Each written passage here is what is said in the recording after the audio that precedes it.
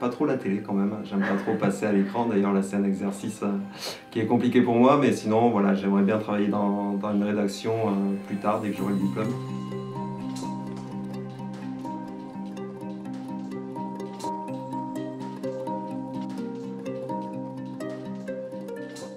Je m'appelle Lily Pinault, je suis étudiante en deuxième année à l'école du journalisme.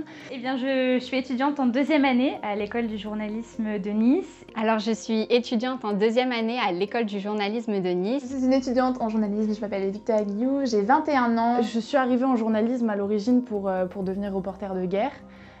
C'est toujours mon rêve, ce sera toujours mon rêve et je pense que je le ferai un jour. Pourquoi le journalisme? Parce que c'est un métier où justement je trouve qu'on a un impact sur le monde qui nous entoure et on peut aider les gens à mieux le comprendre, à mieux l'appréhender. C'est surtout simplifier les choses pour les expliquer aux personnes et que tout le monde puisse les comprendre simplement. On peut être reporter de guerre et reporter des sports parce que pour moi, le métier de reporter, c'est pas forcément cette information qui est brute et qui est compliquée. Si on a envie de revenir sur cette information et quand elle est améliorée et tout ça, on apporte de l'espoir aux gens aussi. Et même en tant que journaliste, les gens ont tendance à venir nous parler et tout ça. Et ça, c'est aussi un message d'espoir, c'est que on est un peu la voix des gens. Je pense que c'est ce dont on a besoin maintenant, plutôt que de savoir les problèmes, autant comprendre comment on peut les régler et trouver les moyens de les régler. Et ça permet de justement amener une forme d'optimisme, surtout actuellement, et que ça fait du bien de lire des choses positives et des personnes qui trouvent la solution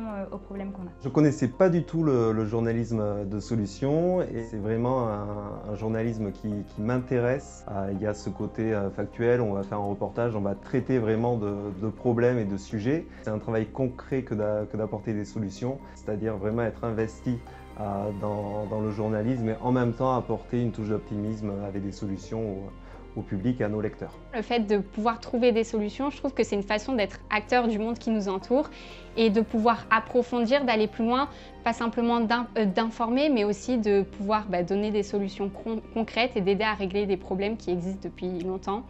Nous, en tant qu'étudiants, c'est quelque chose qui nous vient de manière innée, souvent quand on écrit nos papiers.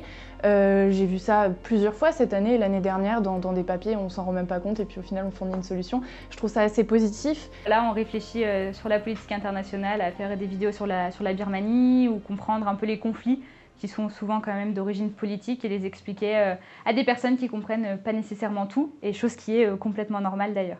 On parle beaucoup de la guerre comme quelque chose de terrible, et chose qu'il est, mais il y a toujours des personnes qui ont une lueur d'espoir, et vous nous le racontiez dans votre intervention, le livre qui a été écrit, Le pouvoir des mots, et je pense qu'en tant que journaliste, trouver une solution et en plus l'expliquer par des mots, ça peut être encore plus joli. On peut apporter des solutions qui sont assez simples à mettre en place et il n'y a pas ce risque un peu de solutions politisées, puisque souvent sur l'écologie tout le monde est d'accord pour dire que il faut que telle solution peut entraîner de bonnes choses à la fois pour la planète et la société. C'est vrai que les reportages des étudiants, c'est super parce qu'ils ont aussi cette proximité souvent avec des personnes dont on n'entend pas forcément parler, et donner la parole à des nouvelles initiatives. Je trouve qu'apporter de l'aspect positif à une information qui a été anxiogène et qui a détruit la vie concrètement de personnes, c'est génial et ça donne de l'espoir et ça montre que on peut toujours se relever. Et c'est aussi ça, je pense, la fonction d'un journaliste, c'est montrer qu'au-delà des événements dramatiques, il y a des façons d'être soutenu.